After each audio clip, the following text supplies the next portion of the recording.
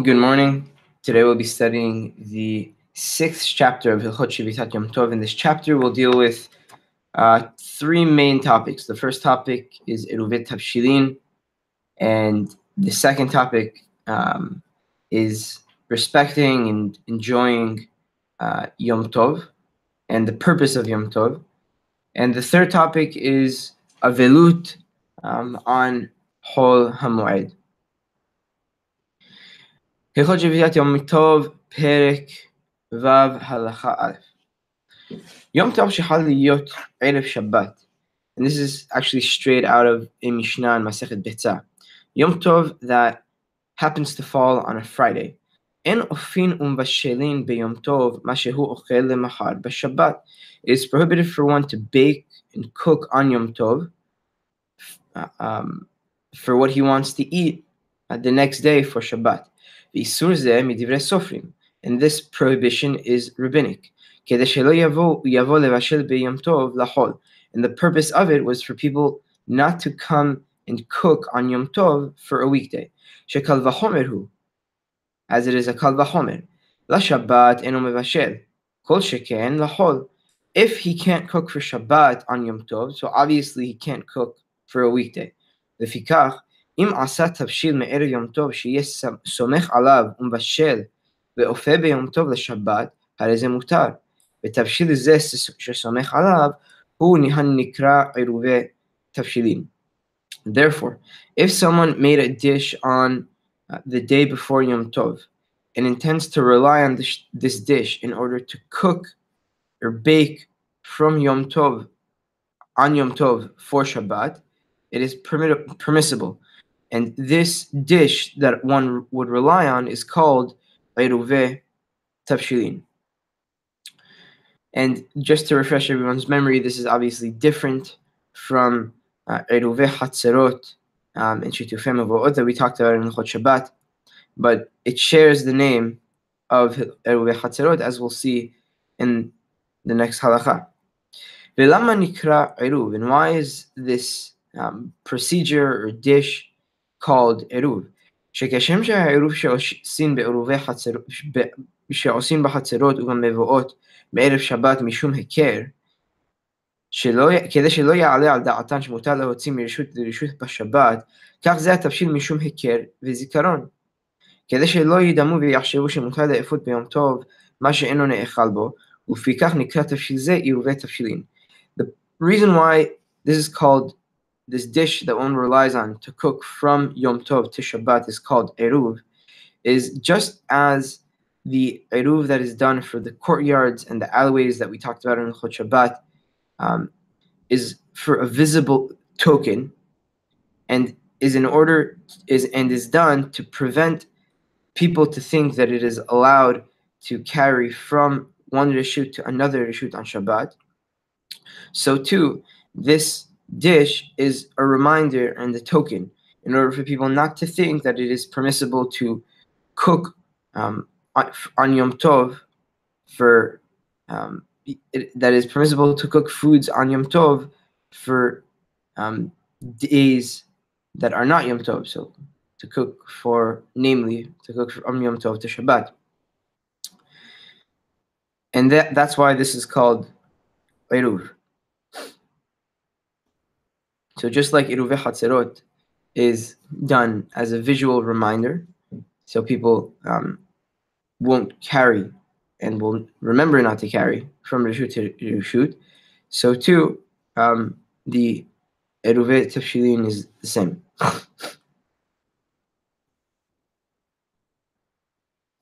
Halakha Gimel. Now we'll get into some more of the details in regards to Eruve Tavshilin. Eruve Tavshilin shi'ura en pachot mikazayit. And this is a statement by Rav in the Gemara that the minimum quantity for Eruve Tavshilin is no less than the volume of a medium-sized olive. Ben le'echad ben alafim. It's the same for one person or for many people.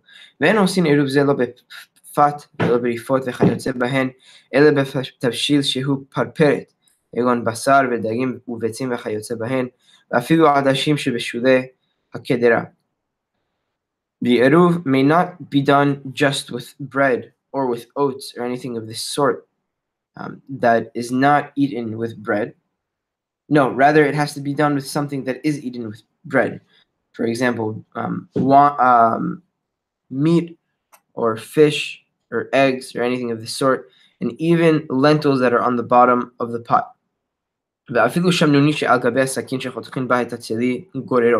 Even fat that is on the knife after one cuts it, after one cut a piece of meat that was roasted, one can scrape the fat and use it for eruvet tafshilin. Im yesh ba kesait, somech alav mishum eruvet tafshilin. If the fat is substantial enough that it has a kezait, one may rely on it for eruvet tafshilin. Halakha dalet.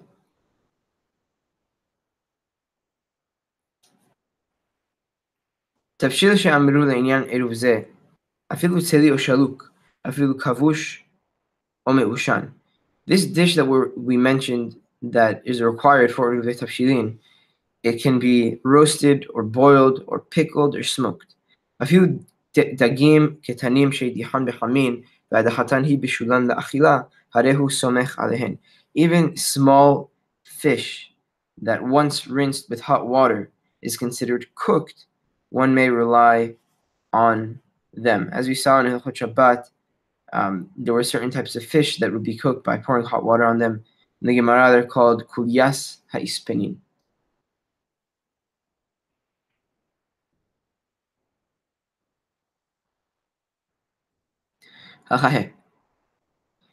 וצריך שיהיה עירוב זה מצוי עד שיופה כלשהו צריך לאפות ויבשל כלשהו צריך לבשל ויחם חמין כלשהו צריך. This עירוב must be in existence until he finishes baking whatever he needs to bake or cooking whatever he needs to cook and to heat whatever he needs to heat.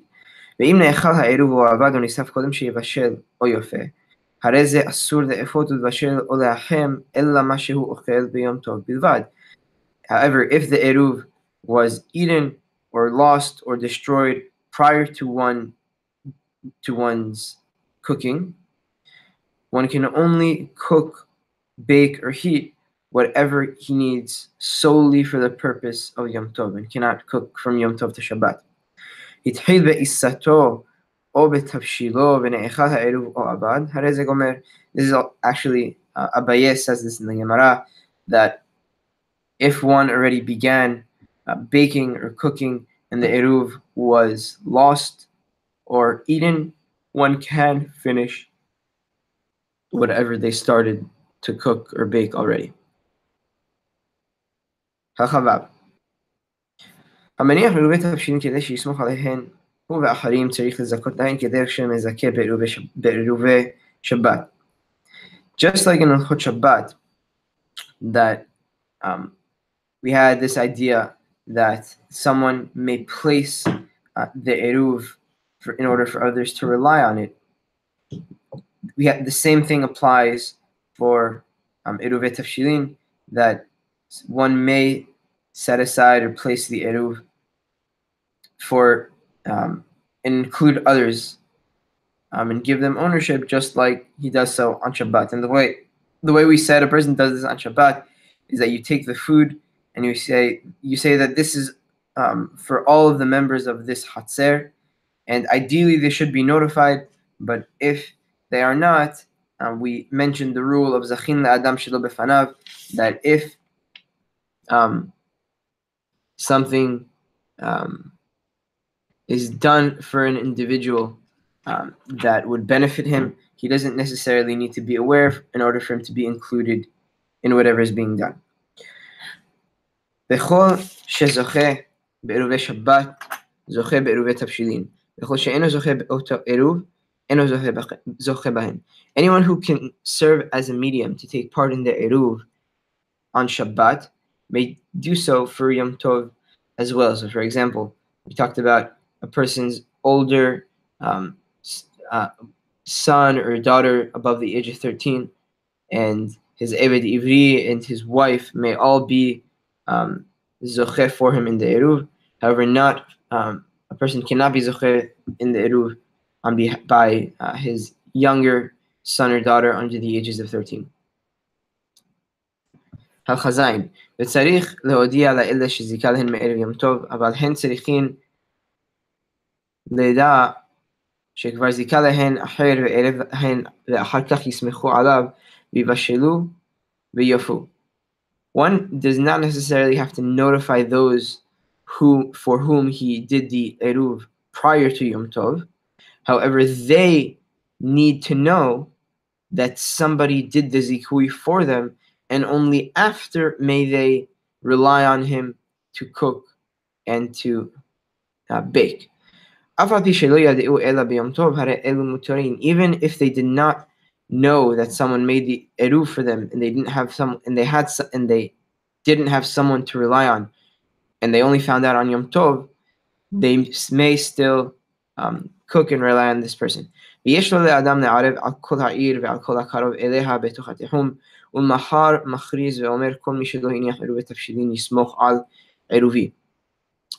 to someone may do the eruv for the entire city, or anyone that's close enough and inside the tehum.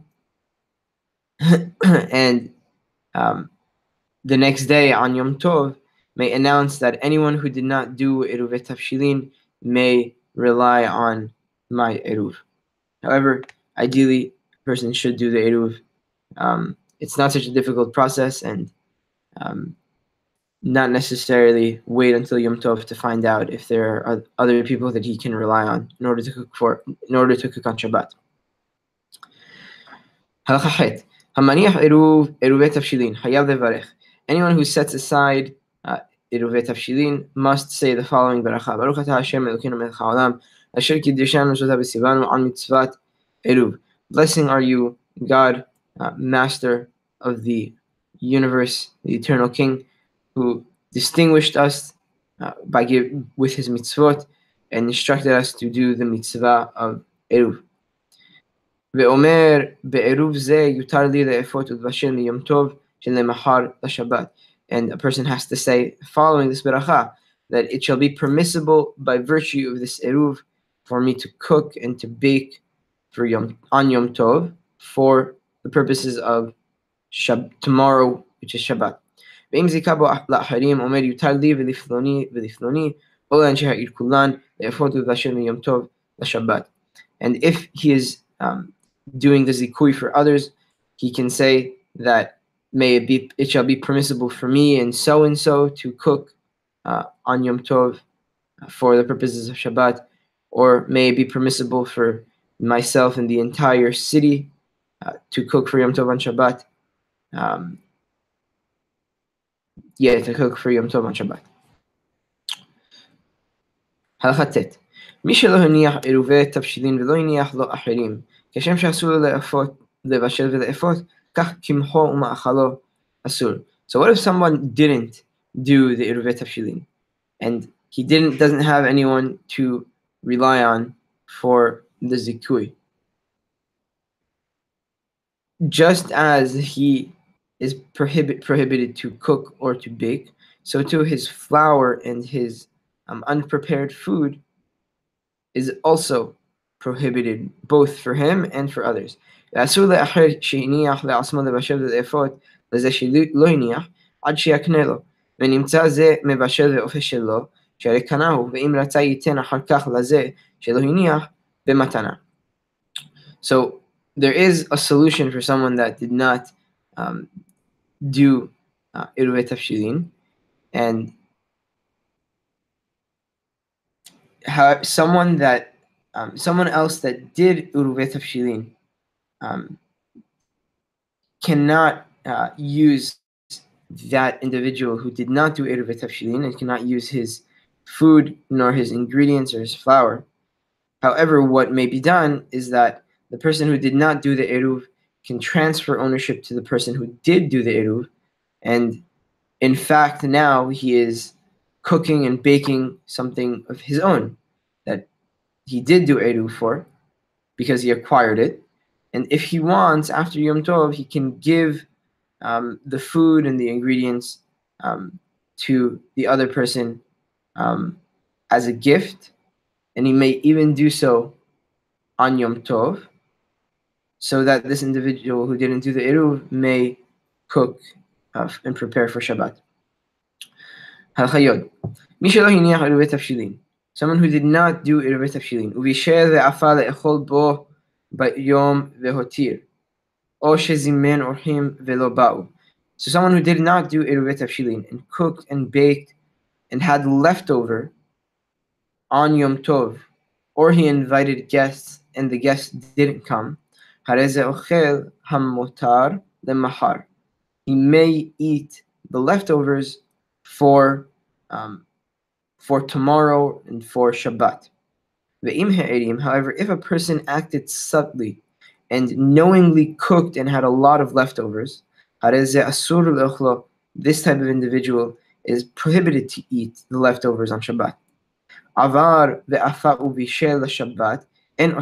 However, if an individual purposefully transgressed and baked and cooked on Yom Tov for Shabbat, this food is not prohibited, in contrast to the person who did ha'arama. And it's a little bit counterintuitive, and Harambam will explain why. Why did someone punish more severely the person who did ha'arama and tried to play games more than the individual who acted purposefully and cooked purposefully on Yom Tov for the purposes of Shabbat? As the individual, again, who did ha'arama, his food is prohibited to eat, but the person who cooked knowingly on Yom Tov for Shabbat, the food is allowed for him. She'im tatir lema'arim nimtzeu hakol ma'arimim v'ishtakah shem eruve tavshilin aval hamezid enu matzui ve'im abar hayom lo ya'avor pa'am acheret. Because if you allow people to do the ha'arama, everyone would do the ha'arama and act subtly and knowingly overcook on Yom Tov, and eruve tavshilin would become totally obsolete. However, the person who transgresses and purposefully cooks on Yom Tov for the purposes of Shabbat, if he transgressed today, we assume that he won't come to do it again, because we don't assume that the Jewish people are transgressors and do avirot purposefully, and we don't assume that someone who transgressed purposefully once will do it again. Halacha Yod Aleph.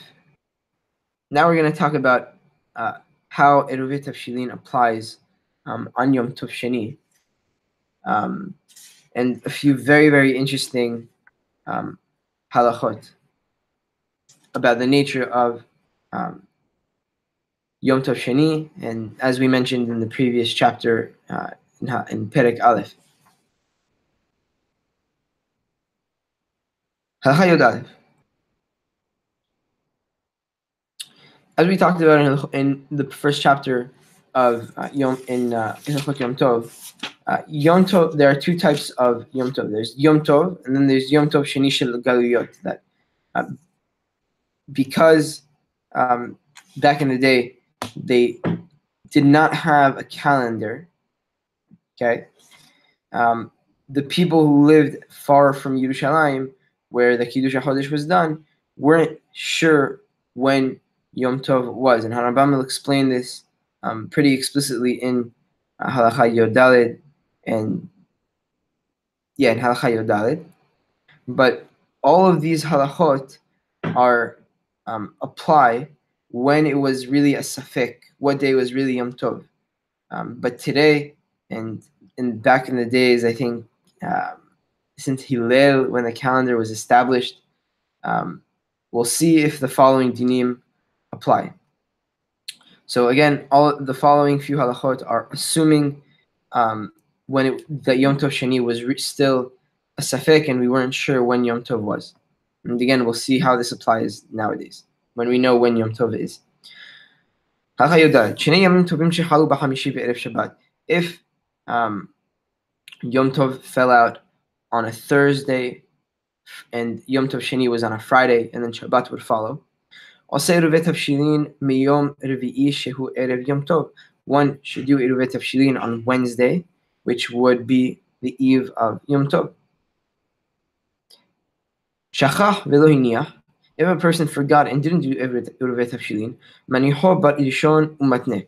One may place the Eruv on the first day of Yom Tov and stipulate a condition. Ketzad, how would one stipulate the condition? Meniach Eruv Tavshilin b'yom hamishi. ואומר, אם היום יום טוב ומחר חול, למחר אבשל ואופה לשבת, ואיני צריך כלום.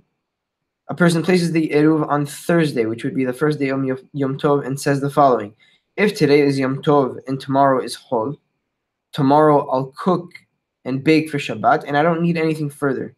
Ve'im hayom Chol u'mahar Yom Tov, ve'eruv ze yutar li le'efot u'vashel le'mahar miyom Tov le'Shabbat. And if today is really not Yom Tov and is just a regular day, and tomorrow is Yom Tov, meaning the real Yom Tov and not the one that we do out of Safek, with this Eruv, may it be permissible for me to bake and cook for tomorrow for the purposes of Shabbat, which would be Friday and then Shabbat. Achayot Bet.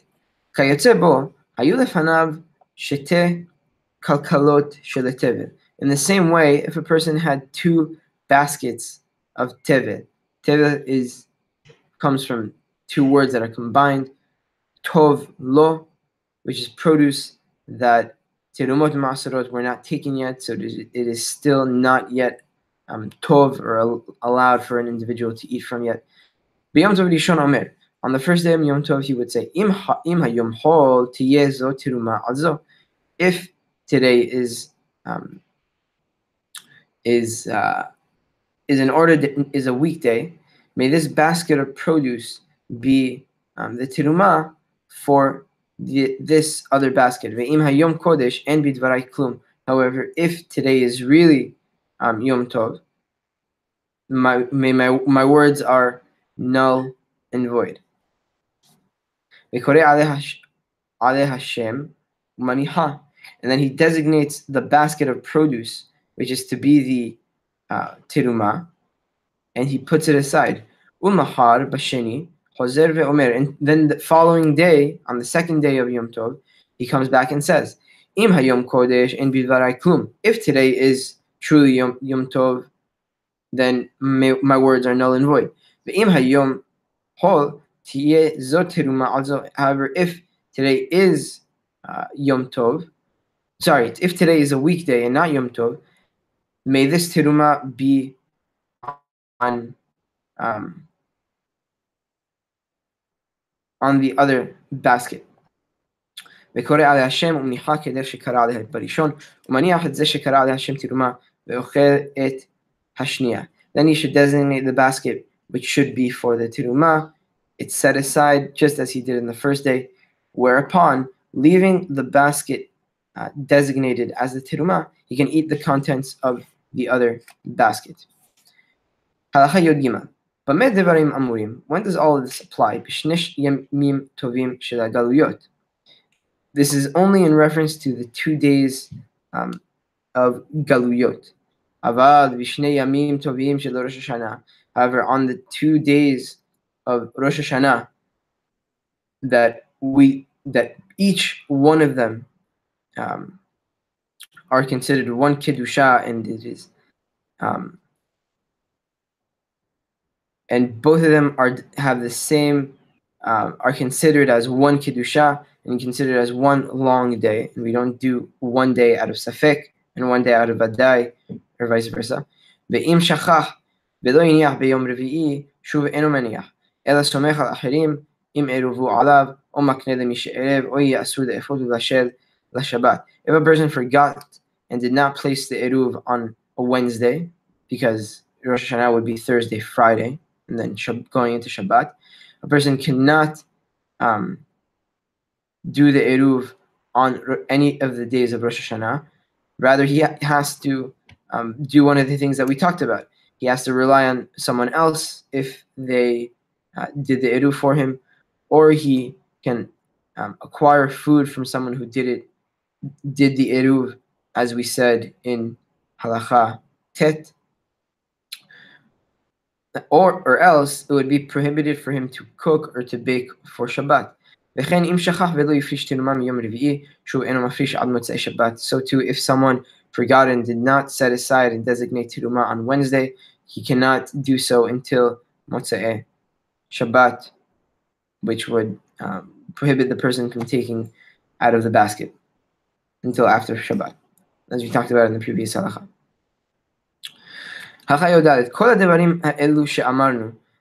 Everything we talked about in halachot, Yod Aleph, Yod Bet, and Yod Gimel, היו בזמן שהיו בית דין של ארץ ישראל מקדשים על הראייה, ועל בני הגלויות עושים, והיו בני הגלויות עושים שני ימים כדי להסתלק מן הספק, ושלא היו יודעים יום שקידשו בו בני ישראל.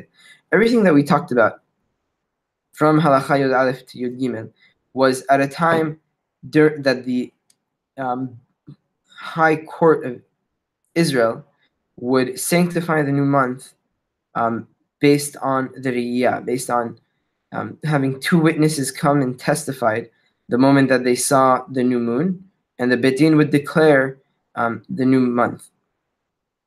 And it would take time for this news to reach different places, and the people outside of Israel wouldn't necessarily know exactly when the month was.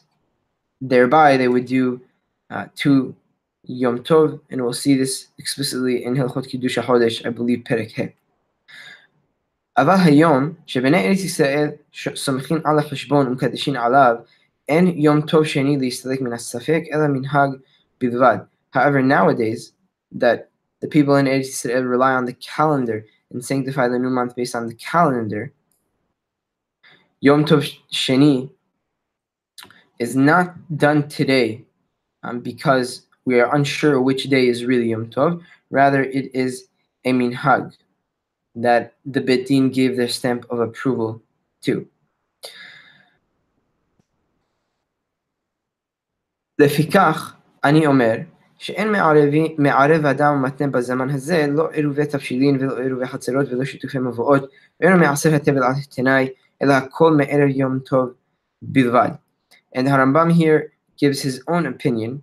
And again, I'd like to mention that everything we've said in this chapter and the prior chapters and everything we will say in the following chapters where Harambam says that Ani Omer explicitly, that is the only places in which Harambam inserts his own opinion. Otherwise, he does have a source for anything that he does not say, Ve'ani Omer. Therefore, Harambam gives his opinion here and says that he does not think that a person can do Eruv and do this condition that we mentioned, not for Eruvet Tavshilin, nor for Eruvet Hatzerot or Shitufim Avoot, and cannot do the condition of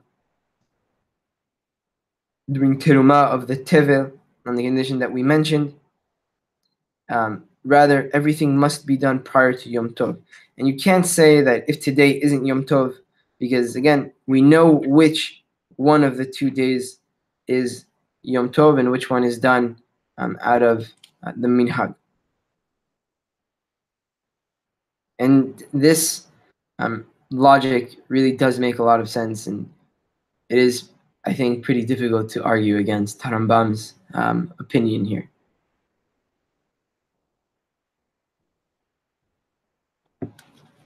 Now we're going to shift gears and talk about the second topic of this chapter, which is enjoying the Hag and how one should properly do so, and what one should do and what one should definitely refrain from doing. הלכה ט"ו, כשם שמצווה לכבד שבת ולענגה, כך כל ימים טובים. Just as it is a mitzvah to honor the Shabbat and to delight in the Shabbat and to enjoy Shabbat, so too it is a mitzvah to honor, delight, and enjoy all of the Yamim Tovim. Shne'emar Dikdosh Adonai Mechubad, as it says in Yeshaya, to distinguish the honorable God. V'chol Yamim Tovim ne'emar bahem mikra kodesh. And all of the Yamim Tovim are called a day in which you call it sanctified. And in the last chapter of Hilchot Shabbat, we specified and described the honoring and the delightment one should take on Shabbat, and the same applies for Yom Tov.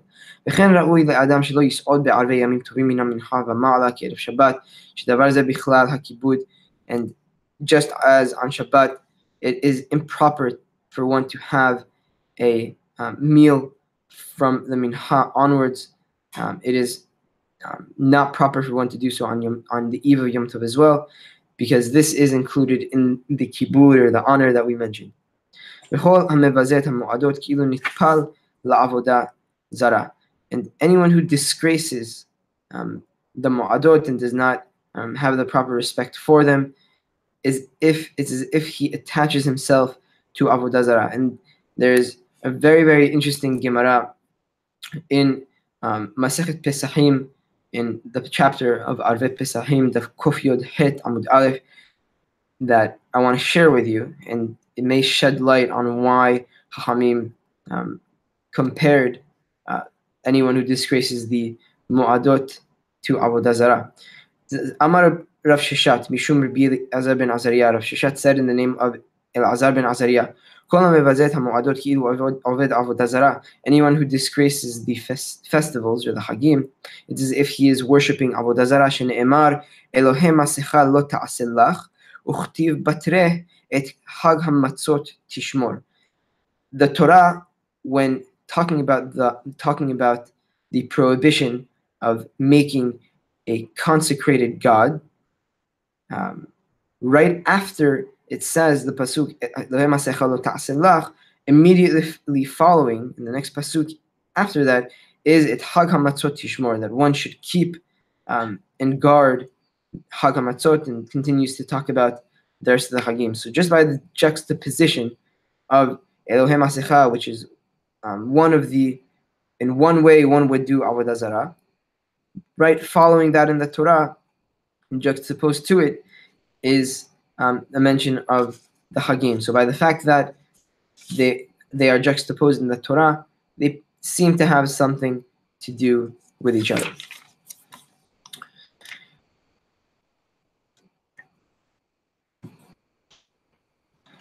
Halakha Tetzayin.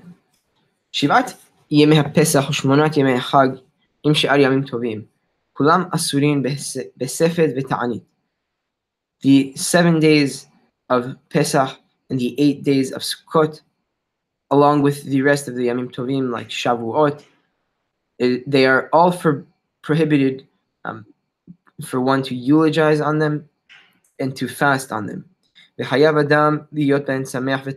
one must be in good spirits and joyful.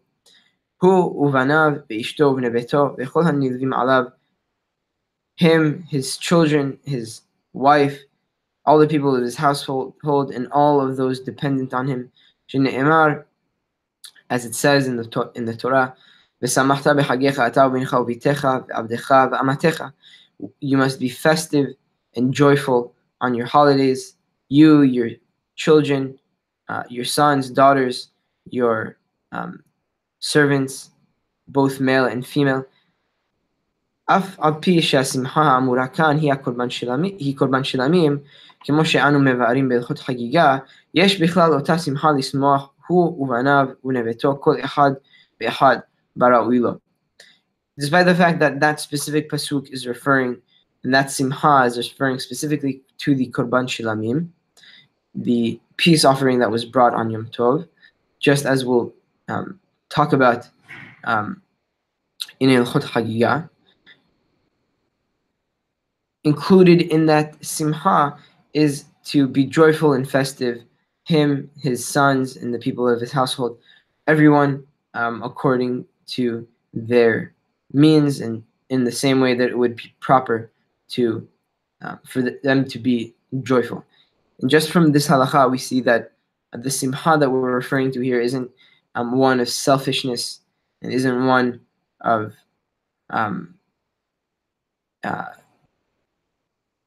egocentricness.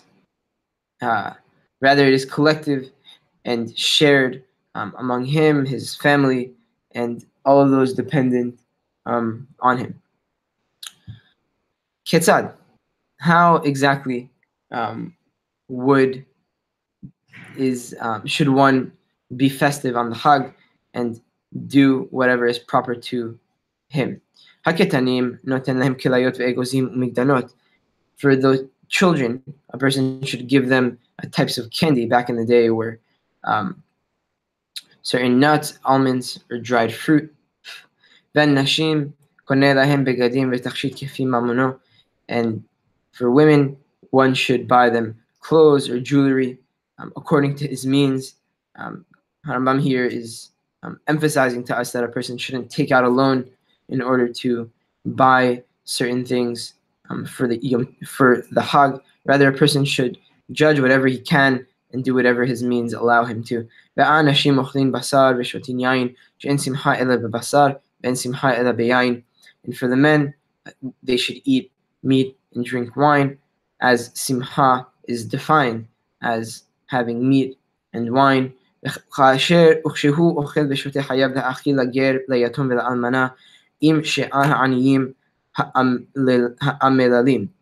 And just as he is prescribed to drink and eat, he must feed those who are disadvantaged, and namely the ger, the convert, the yatom, the orphan, the widow, and anyone else who is poor or destitute.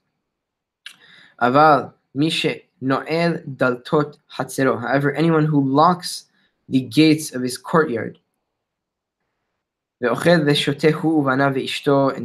has and drinks and eats alone and isolates himself just with his sons and his wives, and does not feed or give to drink the poor or those whose souls and spirits are bitter. This is not at all the simcha of celebrating the Yom Tov, and not even close or remotely close to the simcha of any mitzvah. Rather, it is a simcha that is self-serving and a simcha of fulfilling one's digestive desires. ועל אלו נאמר זבחיהם כלחם עונים להם כל אוכליו יטמאו כי לחמם לנפשם. As the Navi says in Hosea, their sacrifices shall be unto them as bread of mourners. And there's actually an interesting note here in the Rabbi Yochai Makbili edition that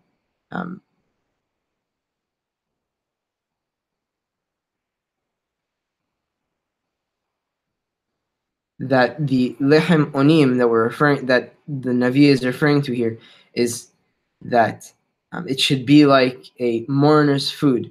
That a mourner's food is tamemet. So when it says zivhehem kelechem onim lahem, the Navi is saying that may their sacrifices and be metamemet, cause the worst type of tum'ah. All of those who eat from it shall be tameh, because their bread is for their own appetite. And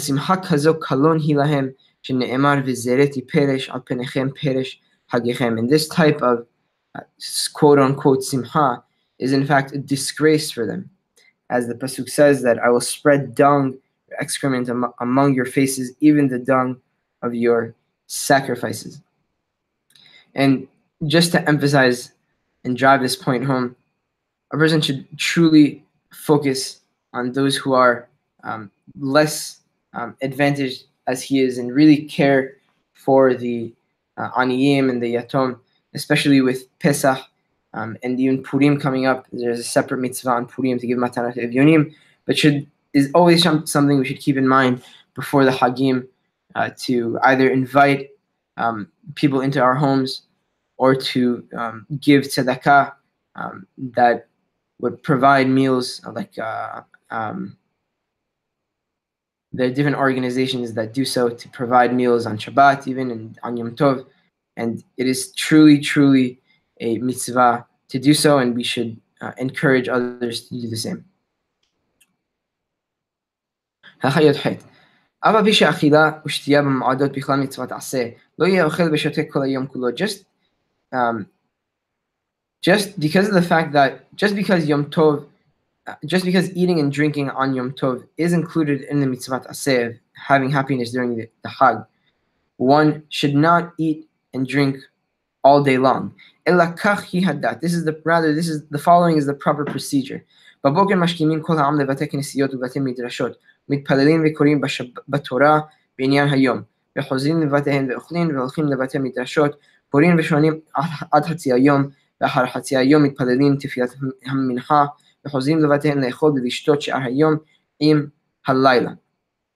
A person should wake up in the morning along with the rest of the members of the community and go to the Bet Knesset, go to the Bet Midrash, and pray and read the Torah about whatever day it is, and then return to their homes, eat, and then return and go back to the Bet Midrash, read, recite either Torah Shevitat or recite Mishnayot until half the day, and then after Chatzot Hayom, they should pray Mincha, and then return to their homes and eat and drink with the rest of their families until the night. Notice how Harambam in the first eating that he mentioned did not include drinking, because one would have to pray Mincha following that first meal.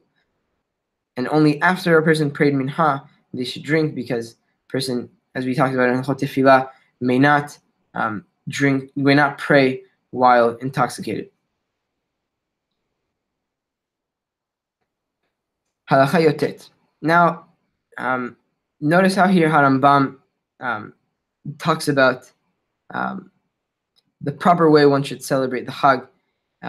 Something we should keep in mind, in contrast to how the Goyim celebrate their festivities and all of these, a person while studying these halachot, this is something that we should keep in mind all the time, but specifically the following halacha.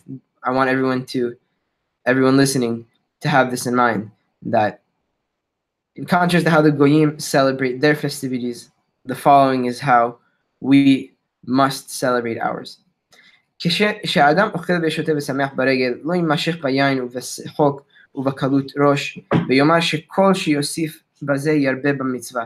When a person eats and drinks and is joyous on the regel, on the Hag, a person may not drink excessively and and act too casually and clown around at all, and say that the more he clowns around and the more he drinks and the more he does any of these things, he is adding to the mitzvah.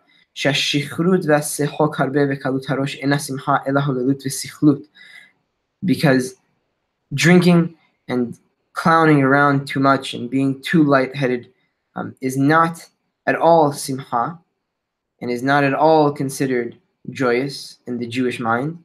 Rather, it is folly and stupidity. And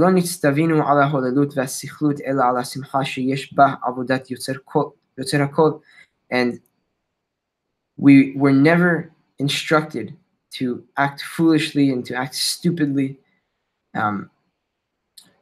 Rather, we were instructed on the simcha that has in it an element of worshiping the Creator of all. As it says in the Torah,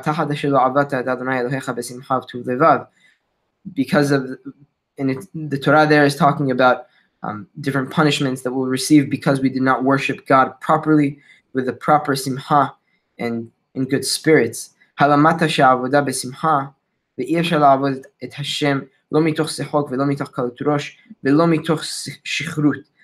From this we learn that worship is through being joyful, and it is prohibited, and it is impossible rather for a person to worship HaKadosh Baruch Hu while clowning around and doing stupid things and while being drunk. And just a note to everybody listening, the same applies for Purim that we talked about in Hilchot Deot, that getting drunk, and the language Harambam here uses is extremely strong. Getting drunk, getting overly drunk on Purim is absolutely prohibited. And I actually heard a rabbi this past Shabbat giving a derasha who said that it is a mitzvah and it is a chovah to get drunk on Purim. This is absolutely incorrect. One may not get excessively drunk on Purim and act stupidly at any time during the year, especially on Purim, that it is person must fulfill certain mitzvot on Purim. And by getting drunk, the odds are person would probably not fulfill these mitzvot. And aside from that, when a person gets drunk, Rambam talks about in the Moreh Nevuchim that it's the worst type of behavior a person can engage in, because getting drunk is doing things out of his own volition. You're consciously doing actions to harm yourself and to harm your decision making. And as Purim is coming up, we should all have this in mind. Halakha Chaf. One measure in this halakha talks about certain measures that Chachamim would have back in the day to prohibit any behavior that would get out of hand. Hayavin bedin ha'amid shotirim baregalim shiyu מסבכים ומחפשים בגנות ובפרדסים ועל הנהרות כדי שלא יתקבצו לאכול ולשתות שם אנשים ונשים ויבואו לידי עבירה. The courts of the cities, both in Eretz Yisrael and outside, must establish certain policemen and people on the regalim that would search and seek out people in the gardens or in the orchards or by the rivers, or certain places that people would typically not go, in order for them to make sure that there aren't people gathering, drinking and eating, men and women, both men and women there, and would potentially come to do an avera. וכן יזהירו על דבר זה לכל העם, כדי שלא יתערבו אנשים ונשים בבתים לשמחה ולא יימשכו ביין, שמא יבואו לידי עבירה. And they should also warn everybody not to have men and women mixed together too casually, and not to drink wine excessively, for them not to do an avera. This is something we should definitely do today and publicly announce in the Beit Knesset, as they would do back in the day. הלכה כ"א, ימים שבין ראשון ושביעי של הפסח ושמיני של חג הסוכות. Now we're going to switch gears and talk about Chol HaMoed and the morning during it. So the days that are between the first day and the seventh day of Pesach, and the first day and eighth day of Sukkot, והם בגולה 4 בתוך הפסח ו5 בתוך החג, and outside of Israel, they are the 4 days between the first 2 days and the last 2 days of Pesach, and the 5 days between the first 2 days of Sukkot and the last 2 days of Sukkot. They are called Hullo Shel Moed. They are called Hullo Shel Moed, V'nikra'in Moed, and they're typically called Moed.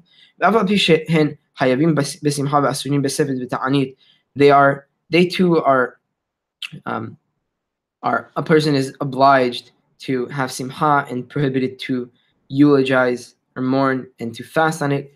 Not to eulogize, rather. It is prohibited to mourn and to fast on it. Mutar lispod bahen talmid chacham befanav. One may eulogize a talmid chacham before the burial. However, after the talmid chacham was buried, asur lisofto bahen. It is prohibited to mourn for him. And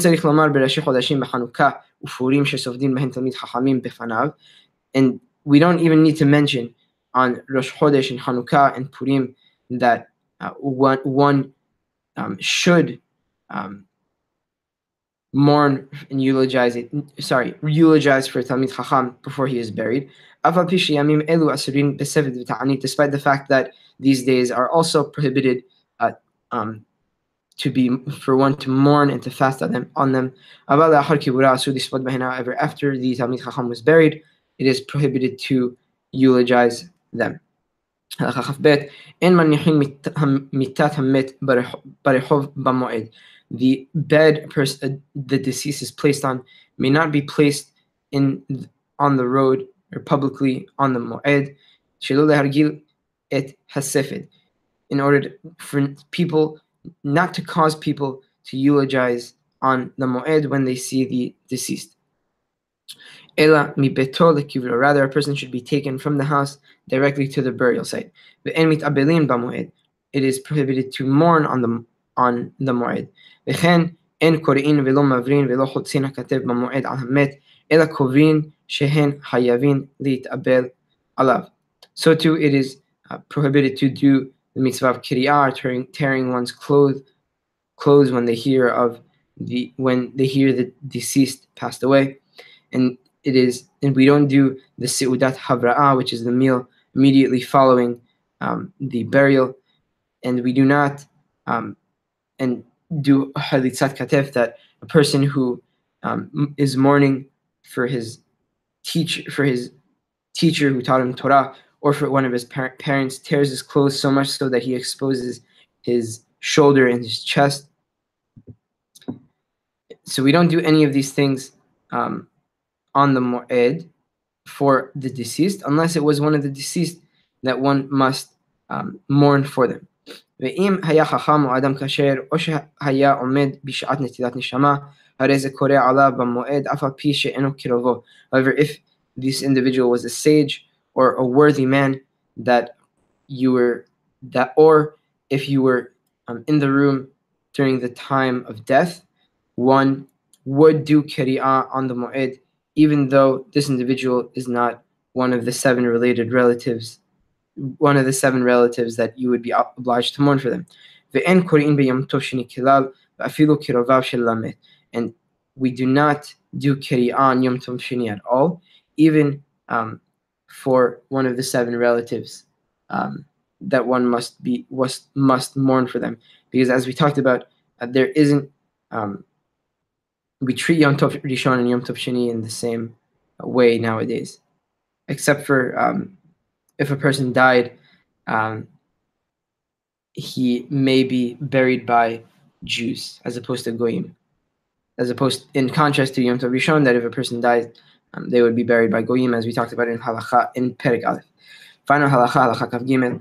Nashim b'moed lifnei hamet me'anot aval lo metapechot ve'lo mekonenot. Women on the moed in regards to mourning, if the deceased is in front of them, they may lament and moan, but they don't clap their hands or their thighs and don't chant mourning songs. Nikbar hamet enan me'anot. However, if the deceased is buried, they do not do this inui, or this lamenting or moaning, and we'll specify exactly what that is in the next clause of the halacha. בראשי חודשים בחנוכה ופורים בפני המת מענות ומטפחות אבל לא מקוננות. On Rosh Chodesh, Hanukkah, and Purim, if the deceased hasn't yet been buried, they do me'anot, and they are me'anot and metapechot, but they aren't mekonenot. Ezehu inui shekulan onot ke'achat. What is in this inui? That all of the women sing in unison. Kinna achat omeret v'chulan onot. The kinna is the mekonenot, is when one woman leads and the rest answer. One is prohibited to arouse grief on his deceased prior to the 30 days prior to the regel, in order for him not to enter the regel and be upset and sad because of the deceased. Rather, he should remove the worry of his deceased and truly try and focus on the simcha and happiness and joyfulness of the Hag. Tomorrow, Be'ezrat Hashem, we'll do Perek Shevi'i.